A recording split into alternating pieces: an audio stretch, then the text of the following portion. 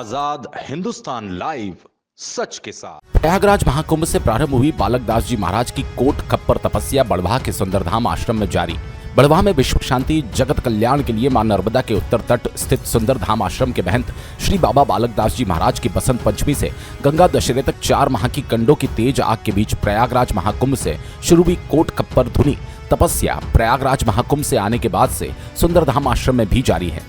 विश्व शांति जगत कल्याण के लिए तेज धूप के बीच कोट खप्पर धुनी तपस्या में महंत श्री बाबा बालक दास जी महाराज अपने चारों तरफ कंडों की तेज आग का गोल चक्र बनाकर और सिर पर जलते हुए कंडों की तेज आग का खप्पर रखकर तप कर रहे हैं।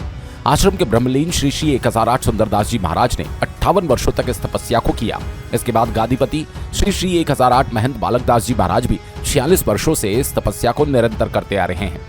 महंत श्री बालक दास जी महाराज ने गुरुवार दोपहर 2 बजे बताया, बसंत पंचमी से प्रयागराज महाकुंभ में शुरू हुई ये तपस्या 4 माह गंगा दशहरे तक चलेगी। इस दौरान संत 3 घंटे तक तेज धूप में भगवान की आराधना करते हुए तप करते हुए इनकी आराधना बेहद कठिन होती है।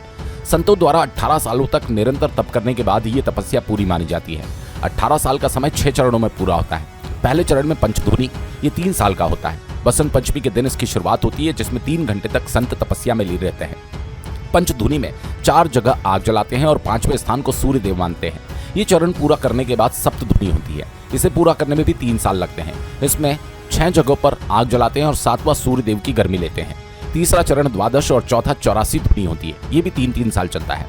इसमें संत आग का रिंग बनाकर तपस्या करते हैं, जिसे कोट खप्पर कहते हैं। इसमें संत अपने सिर पर खप्पर जलाकर तपस्या करते हैं।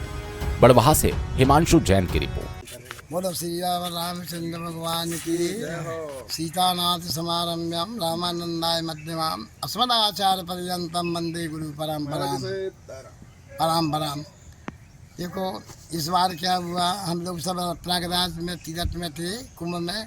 हम लोगों की सारी धुनी जो है कुंभ से तीर्थ प्रयागराज से उठा करके सभी संस्थाओं ने और जो यहाँ पर आए हैं, तो ये बसंत पंचमी में धुनी प्रारंभ होती है और गंगा दशमी तक जो गंगा दशमी को पूर्ण होती है, जिसमें यज्ञ वगैरह होता है, जिसकी जैसी सुविधा वैसे प्रकार से होता है।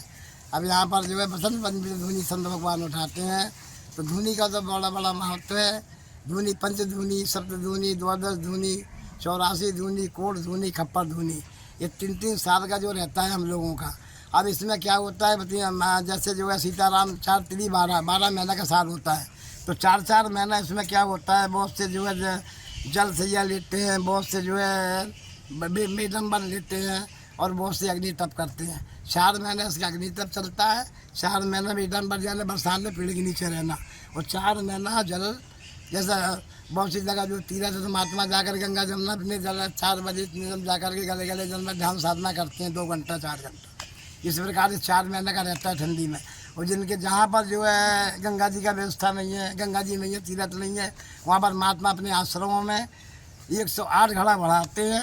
108 घड़ा जल के शाम को भर के रख देते हैं और वहाँ पे जाकर के आश्रम पे महात्मा बैठ जाते हैं। उनके जो शिष्य रहते हैं 108 घड़ा जल छोड़ते हैं, उसको बोलते हैं जल, हाँ जल तपस्या। और एक मीडियम में तपस्या जो बरसात में एकदम ऐसे रहेंगे खुले में पेड़ के नीचे।